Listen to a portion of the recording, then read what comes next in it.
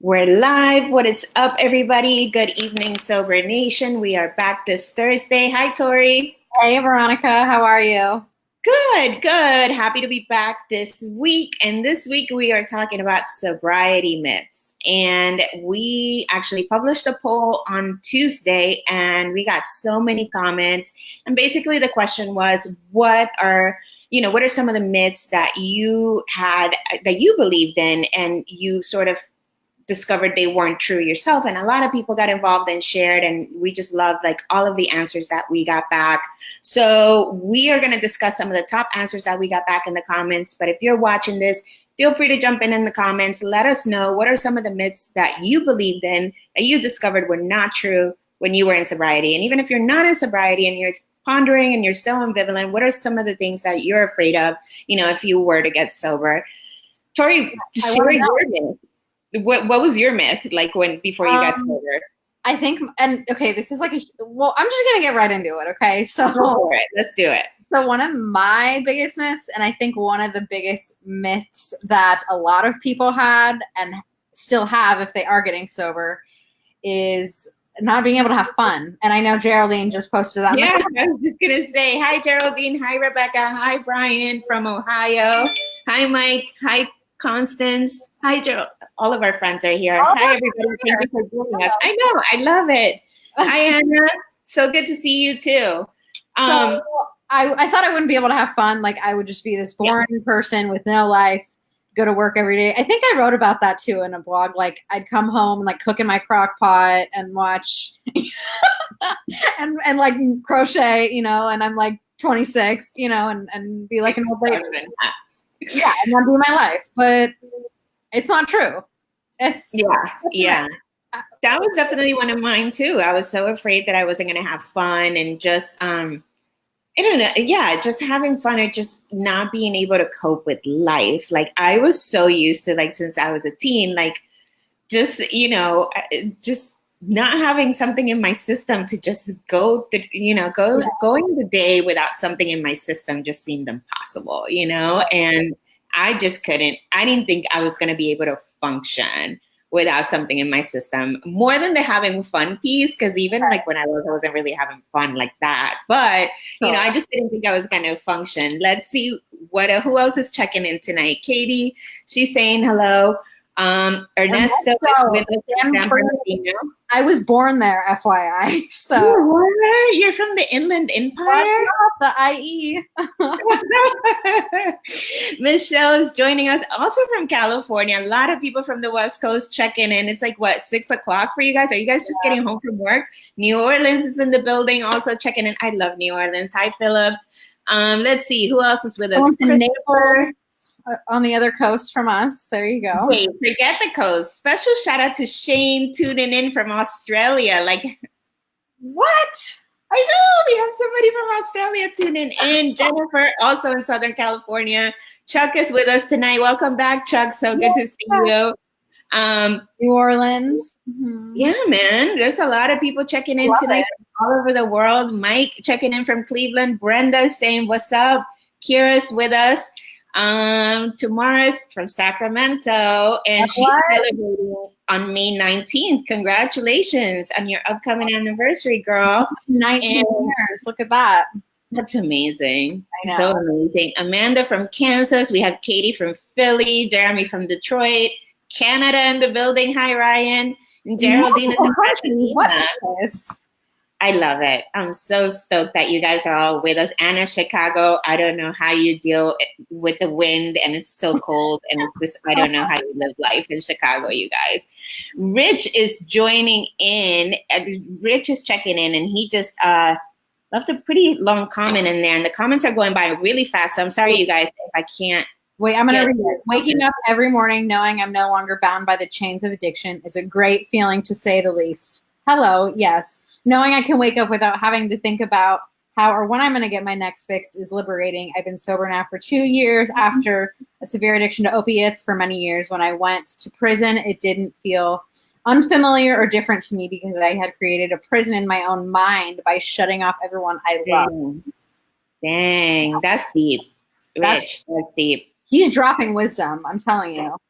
For real. Hi, Judy. Hi, Kevin from Denver. We have Alaska Um, in the house. Okay. yes.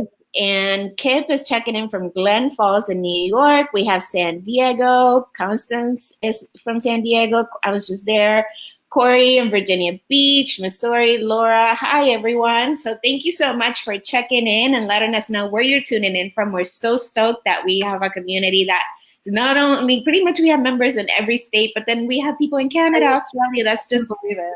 amazing. So, guys, what was one of the biggest myths you guys believed were true and then discovered wasn't true? Let us know in the comments. Let's talk about some of the comments that came in from the poll the other day, right? So, not having fun was definitely one of them. Um, then another one was, Bobby commented, I was afraid that I'd be too shy to be able to talk to people. That's a big thing. People feel like drugs or alcohol made them really social and that they wouldn't be able to cope with social situations, or they may suffer from like social anxiety and, self-medicate and sort of help them, cope with that. And, Bobby discovered that he could talk to people, in sobriety. Was that something that you guys dealt with, Tori? What do you think about that myth? I know I struggled with that because I can be a very shy person. And I know for me, I didn't think I'd be able to talk to like women. I was afraid of women because they intimidated me, and like they thought that they were better than me, so like I was always afraid to like go up to a new person. But I think after I stayed sober for a while, I was able to like kind of learn who I was, I mean, it was just like a lot of people say, like it took me a while to gain that sense of identity. Yeah, for sure. I think so too. I think I felt that I was like more talkative. I mean, I'm pretty talkative, as you guys know, if you watch this show when I'm on. It's so embarrassing. I talk so much. But so clearly that's not a problem for me now. But yeah, like I struggled with that too. I thought that I was, more talk or that I appeared more engaged and interested in what other people had to say and was a better converse. I can't even pronounce the word right now, but yeah, like I thought that was a thing too. So I discovered that wasn't the case. I could talk just as much or more in recovery. And Tori's laughing because she knows it's true, and she's called me out on it. Like, girl, I just let you go on that broadcast. But Girl, I'm just gonna let you take off, okay? Let's go to the comments. So let's see what people are talking about in the comments section. Everybody's still checking in from all the different places throughout the United States that we have people watching the broadcast from. Let's see. I like this one. Corey says I was too young to be a real alcoholic. That was one of the myths that he had. Oh, yeah. Because I know the first time I tried to get sober, I was 19, and I didn't think that I was like, how could I be an alcoholic if I'm not at the like past the drinking age yet, right? Like I can't even buy alcohol legally. But that's not the case, and quickly, like over time, I learned like I kept going out and kept relapsing. Yeah, I mean, there's a lot of young people who feel like, no, this is just a phase, or this is part of, a rite of passage, especially like during the college years and the binge drinking. So that's a good one. Thank you for adding that one to the list. Mike says he thought that drugs were cool. That's another one. There's that myth that we think like, being stoned or whatever is cool. And then like, we then get into recovery, and then we find out that like actually is way more cool to be the sober one in the room, and like It makes you far more interesting not to be smashed. And then you see how uncool some people can definitely get when they're intoxicated and at events and stuff like that. Like we've all seen it. We've all been that person at times too. So that's a good one too. Yeah. Nicole says sobriety will be boring. Yep, we were just talking about that, how we didn't think we were gonna have fun. I mean, I have more fun than I did when I was using. Yeah. A lot of people say that. And it's just like we were so numb, like we didn't even know what, fun was to some degree. And then Nicole says, which is not true, in another comment, exactly. And then same thing, Lisa also says that recovery would be boring. And Karen says she regrets being hungover or drunk every day. And she has 9 years and she's checking in from Kentucky. Welcome, Karen. Let's see. Oh, Constance says sobriety was for old people. Yeah, that ties into, that either I'm too young to be an alcoholic, or like recovery and sobriety is for like old timers, especially if we get into a meeting where all we see is people that are older. And I know that's why younger people also have a hard time integrating to, into treatment or even like some meetings, because they don't feel like they're around young people. But now there's so many resources for young people. And and so many like local events geared towards your young people. And I know you've like even researched like events and things to do for sobriety. Concerts, there's like sober followings at shows for different bands. I mean, there's a sober coffee shops. There's so many resources that like so many people don't even know about. And if they actually took advantage of these, like, I don't know, it'd be great. Yeah, no, for sure. That article that you sent to me that was about the sober bar scene in New York. Yeah. So that was an article that was posted, I think, yesterday or today from the New York Post, talking about the New York bar scene and how now it's like a sober bar scene and how that's taken off. And, a lot of people are enjoying it and it's just the cool thing to do. So that's happening in New York. And, we've written articles and even interviewed people that have sober bars and sober coffee shops. So yeah, like this sobriety thing is, and there's so many of us in recovery and sober. I mean, you guys can see in the comments just how many people are checking in from all over the country. So, so we're bound to like have a bunch of things to do. Allison says, this is a good one. I heard once addicted, I would always be white knuckling it the rest of my life. Not true. I'm free. I love that. We always think, especially like in early recovery, that we're going to be struggling, that it's going to be an uphill battle, that we're going to be miserable, that we're going to be going through the symptoms, of early recovery throughout, the rest of our lives. And It gets easier. It gets better. If you're not there yet, hang in there. It does get better. It does get easier. Tori, what do you think about that comment? I mean, it gets easier. Like you said, I think it's easier staying sober than it is getting sober. And some people may disagree with me, but I found that to be true for me. Like the first 4 or 5 months was the hardest. And then over time, to me, it became second nature. And sure, like there's still things I have to do to maintain my sobriety today, but it's just the life I live and that's just how it is.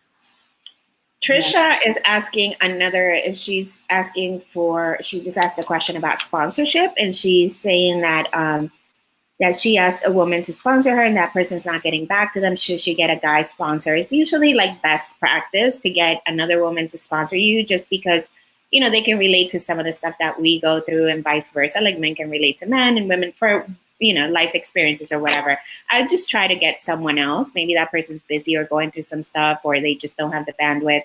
So I wouldn't take it personal. I'd just probably find another woman. That's just my advice. Help. I mean, look at all these people in the comments that are giving suggestions to other people. Yeah. So. And we're still seeing, the comments of people thinking that they were never going to have fun. Mm-hmm. And Tamara says now she can remember everything. And that's true too. I mean, blacking out and all that stuff. Oh my gosh. Yeah. Well, Ellen, I'm going to go back to like the top comments. Yeah, let's go back to the poll. So Ellen said that she thought she wouldn't be able to cope without drinking. And for a long time for me, I thought that too. I mean, how am I going to like go, I don't know, like out and see a friend that I don't want to see without being drunk? Or, I mean, how to face like my fears, my anger. And to tell you the truth, like I wasn't even feeling those because I was drinking, right? I was just pushing those all down. So I know it's uncomfortable when you first get sober to like feel those type of feelings, that uncomfortable feeling, but over time you can deal with it so much better. What do you think? Yeah, no, I completely agree. I think that, in recovery, you can face so much, especially if you have support, if you have tools, if Yeah, support is everything, guys, like for real. So, I mean, you can face so much in recovery and in sobriety, and most of us have things we would have never imagined we would have been able to face sober. You know, we were able to get through it because other people got through it and, you know, they supported us, or, you know, we seek support. So definitely that is a myth. You don't need substances to be able to cope with life at all. Let's see what else. Lisa says, connecting with society was hard, but it was also one of the best decisions I made in early recovery. Yeah, like connecting with people. Once again, just people being afraid that they wouldn't be able to connect with other people. Craig says he didn't think he was going to be able to laugh or have a good time. And he says laughing now is so much better than ever before, and he can now remember what he was laughing about. Again, we have the remembering piece, and it's so true. And Claudia says social anxiety. Yeah, again, going back to the thinking, you can't have fun, you can't talk to people. And, you know, we've learned that that's not the case. And I really hope people who are considering sobriety can read some of these comments and can see that all of the fears that you may be experiencing and all of the myths that you may think are true are not. Hopefully you get some encouragement from some of these comments that are being shared. Another one, Kay says, going back to the poll, is that you must attend 12-step meetings in order to stay sober. And we've talked about that a lot here. Topic. That's right. Yeah, and we've talked a lot about that here because we actually, I think, did an entire broadcast about what to do if 12-step meetings are not working for you, or if a particular 12-step fellowship is not working for you. We don't want anybody to feel like if that didn't work, that there's something wrong with you or that there's no hope for you.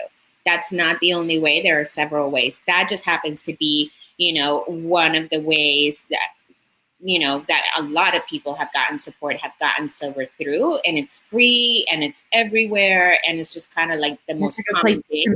Other people, you know, right. Yeah, but it's not the only way. So anybody, you know, who feels like, definitely don't feel like there's anything wrong with you or like that is the only way. There are other resources. There's other fellowships. There's so many other things you can do. And if you're struggling with that, I do encourage you to go to the videos section on our Facebook page and look for that live video that we basically went through every option. And there's links. There's a bunch of resources. There's so many articles. Yeah, for sure. What do you think about that, Tori? Like, I mean, I know you wrote the article on it, so you're pretty much like the in-house expert on that topic. I mean, there's so many different ways, you know, and I thought when I first got sober and started doing this, like AA or 12-step was the only way that I could get sober, could stay sober.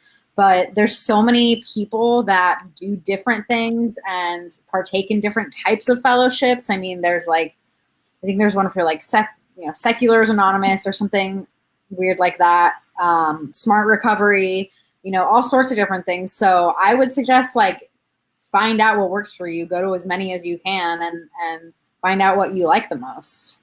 Yeah, for sure. And then again, just support. It's about support and staying connected and talking to people. If you're having a hard time finding a community that you're connecting with, staying sober, definitely feel free to reach out to people in this comment thread and, you know, on this page. People are really supportive here. I love this comment that Anna just left, and she says, I'm a professional singer, and when I'm out performing, people get angry that I don't drink. That's interesting that people have that reaction, but I mean, being a performer, a big, big myth is that you need to be, you know, high in order to perform or to write songs. Right. And you have some experience with that. Like you used to perform, right? Yeah. Like you were a singer-songwriter. I thought I couldn't write or, you know, perform without being messed up. And I mean, it's not true. You know, I was still doing stuff when I was sober and I felt even better, which is, and I could remember, you know, like what I did, what I performed the next day. So, and I didn't make an ass out of myself, you know? Yeah, no, that's real. And there's so many people that feel they can't be creative, even if you're not a singer or a songwriter, just, you know, you could be a painter, whatever. Like they just feel like creativity only comes to them when they're, you know, high on something. And that's just not true. You could definitely tap into that again. I think, you know, it does take some practice, but you're never going to know whether or not you can access that. And you could definitely, because that, I think that talent has nothing to do with you having substances as your system. Like you're either talented or you're not. You know, you can either do it or you So, and we see so many people in recovery now who are actors and singers and rappers. I mean, we post There's celebrity. someone on here that's a comedian. I mean, I think people in recovery are so creative too, And, I agree. Yeah. I agree. So definitely, if you're creative, don't feel like getting sober is going to hinder your creativity. I think your creativity goes to a different level, and you gain so much confidence knowing that you don't need anything outside of yourself to be creative and to perform or to create art. Let's see. Do we want to go back to? I'm just laughing at David's comment here from the poll. That's a great comment. David says he thought he'd have sunshine and rainbows flying out of his butt every day. Like, it's ass. That's what he said. I know. I try to be, I don't know, politically correct about that and not like say ass. I don't know what that was about. But anyway, yeah. So, right. So people like we may get in like, so when people get into recovery or see other people who are sober, we see them so happy and in the pink cloud when people talk about it. And we're like, I'm never going to be that person. Or, what do you think David meant by that comment? Like, I'm still kind of trying to figure out what angle. Did he think like that he was going to be happy all the time? Or I think he thought he was going to be happy and just like everything was just going to be great after he got sober. And, for a lot of people, they do think that because, so many people are telling them to quit and life was so miserable, but life still happens even when you're not using, Yeah, that's real. And also when and I love that you say when we get sober for other people, right? Like, so maybe, you attempt to get sober because your family's giving you a hard time and then you think, your family is going to be nicer or you're not going to have issues with your family or your friends. And then turns out you did what they wanted you to do and they're still, not being nice. Like, right. That's also, another myth that you feel the same way. Like you have to do some type of work in order to feel better after you put the drink or the drug down, what does the comments say? Oh, there's some more people from the UK. That's awesome. You guys, it's like, is it like 3 a.m. in the UK right now? 5 hours later. There's 6 hours. There's 6 hours ahead in Europe. So like, thank you guys for joining us. That's amazing. It's like the middle of the night over there. Trisha says, I'm trying to save my ass, not my face. I love that saying. When I first heard that, I was like, what is that? Yeah, but it's so true. Like sometimes it doesn't, like we have to do this for us, and it doesn't matter what other people think and, what appearances are, we have to do this for us, no matter what. Oh, Kira says concerts. She thought that concerts would suck if she showed up, sober. And again, also not true. We've done a bunch of articles on going to concerts sober, on performing sober. And from the performer point of view or from the attendee point of view, they do not suck. They actually, a lot of people have given us feedback that they remember what happened, that they had so much fun. Tori, this is right up your alley again. What do you think about concerts? Oh, concerts. I mean, come on. There's so much fun sober. And I mean, there's so many cool things you can do. I go to music festivals sober with like my great friends who are also sober. And we have the best time. And I just watch the people that are getting messed up. Like they're great entertainment too, as well as the performers themselves. But I want to read this one. Andy says, constant, consistent happiness is a myth in recovery, which I think is what David was getting at. Yeah. He's only 4 years and he's having a really hard time right now.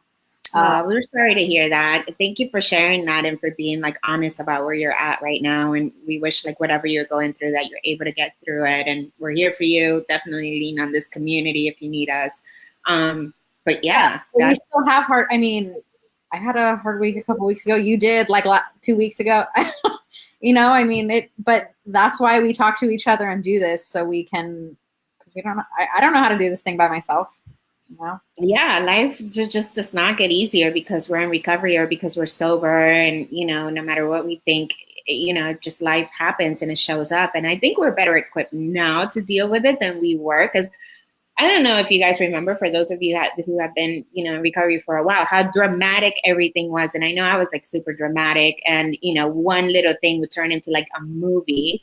I mean, I'm still pretty dramatic now, but I'm just saying, like, can you imagine, like, back then, like, how, like, one little thing would get into, a bigger situation. So, like, life doesn't, all of a sudden turns to be perfect. Like, I don't know. Right. Absolutely not. I mean, it still happens.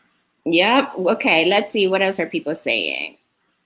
Oh, Lisa says, I never knew I could go to a bonfire sober. Surprise. It was way more fun. Exactly. Lori's listening from Manitoba. Where is that? I don't know where that is. I'm trying to figure that out. Where is that? I don't know. Butch says there are yellow tents at concerts for people in recovery. Yes. For people who go to like jam band music shows like Fish. They have the Fellowship, which is PH, and War Frats for people who are fans of Grateful Dead. All sorts of different meetings they have at set breaks, different things like that. It's really cool. So. And then this other comment, I love this comment from Claudio, and a lot of men feel like that, and a lot of people feel like that. I thought it was a man's right if he maintained the household to be drinking, sort of is what he's trying to say in the comment. And yeah, that's another myth that, if we're the breadwinner or if we work really hard, like that's what we do. We have beers or we get drunk and, you sort of do that. And it's like, I'm holding down, the household. So I have a right to do this. And, there's nothing wrong with that in moderation. But as we know, for most of us, that didn't work out.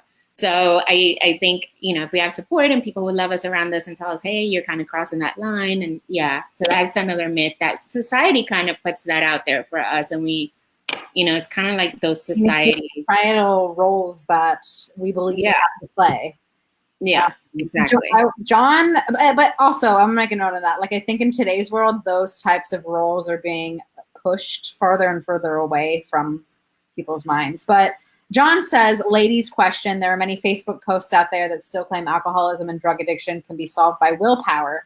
I've engaged in many arguments, and sometimes they're pissed off at me when I get to show them medical information about it.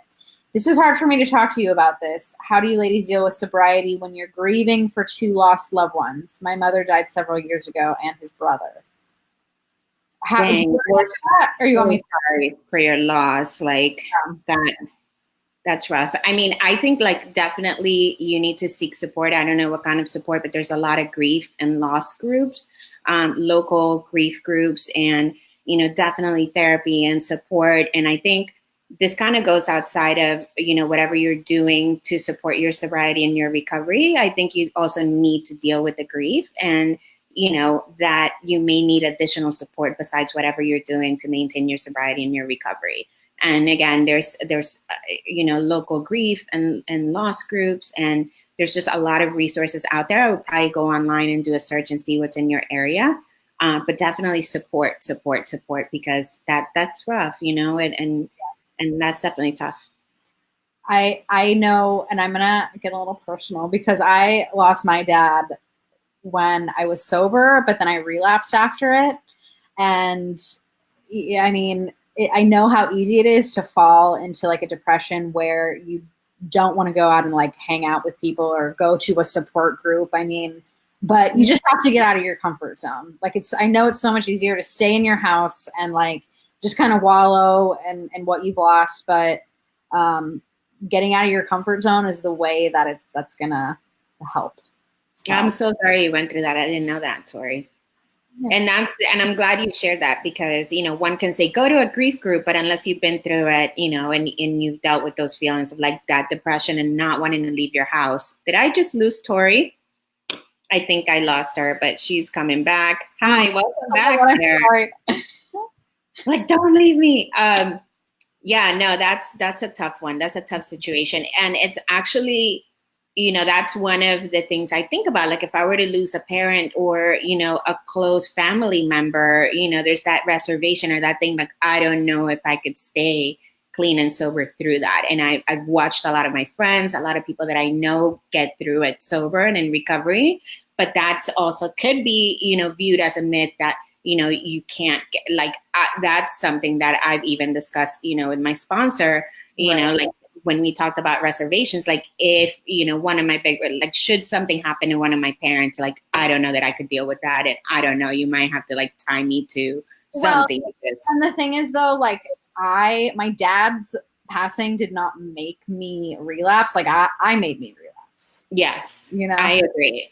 Yeah. I agree. And then not that I agree with your situation, but I'm saying I agree with my thinking, in that, like, I'm using that reservation as some sort of like, that's my past, which is such a warped thinking. And that just goes to show that no matter like how much time you have, you still could have some reservations and some warped thinking, in there somehow. So let's get back to the comments really quick. We're about to wrap this up soon. So definitely share with us your myths. And Anne says she works in the music business and she's a singer in a band in Chicago. Not only does her fans give her a hard time about being sober, but her bandmates also criticize her for being sober. That is so messed up. Girl, that you have some new bandmates, okay? Yeah, seriously. I mean, that sucks that they're not supportive of your sobriety and that you have to deal with that. I'm sorry, but like, just know we're here for you, and you do have a whole bunch of people that do support you and do think what you do is awesome. And being in the music business is tough, but there's also so many people, and you're like you yourself are an example of people who are in the music business who perform, who can stay sober. And so, and I know that there has to be like groups and, when I was living in California, in Los Angeles, they have a musicians meeting. So it's in West Hollywood, and it's literally a meeting where like musicians come, and for their shares, they play music.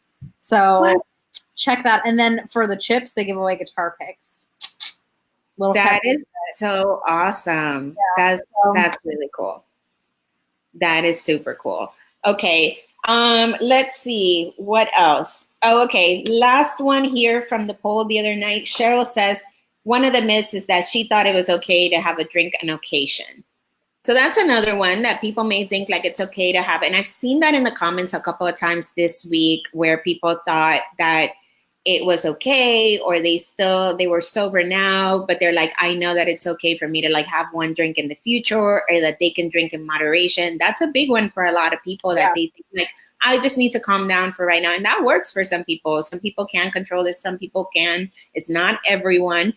But for the most part, if you have crossed that line, or you have been diagnosed, or you have been to treatment, it's like you were saying, that reservation in the back of your mind, like, oh, like, I'll be able to have just one, like at my wedding, or, Right.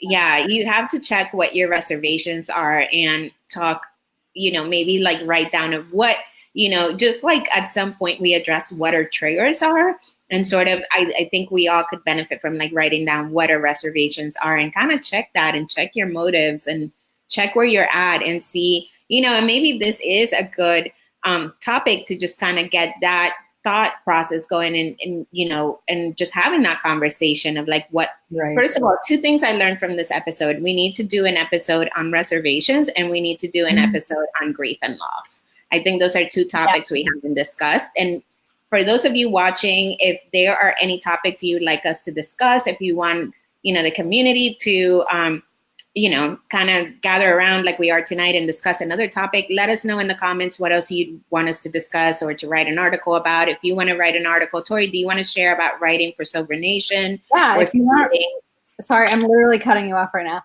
If you want to write for Sober Nation, you're more than welcome to. Send me an email, Tori, TORI@sobernation.com. Please submit your sober story. We love that. Those are what gets shared on our social media every day. You can just go to our website, sobernation.com, and click on the sober stories. We always get messages saying like, how do I get featured on your Facebook page or Instagram? You just go to the website and you put in your sobriety date. If you want to write articles also, like me, because they're so much fun, and then we get to talk about them. I'm such a nerd. Oh my God. Yeah, hit me up. Awesome. So there you have it, you guys. Thank you so much for tuning in. We appreciate you guys showing up. and joining the conversation and talking about, your myths. And again, if there's anything you want us to discuss in the future, we welcome your feedback. We wish everybody a great night and a great week. We'll be back next Thursday at 9 p.m. Eastern. Thank you. Good night.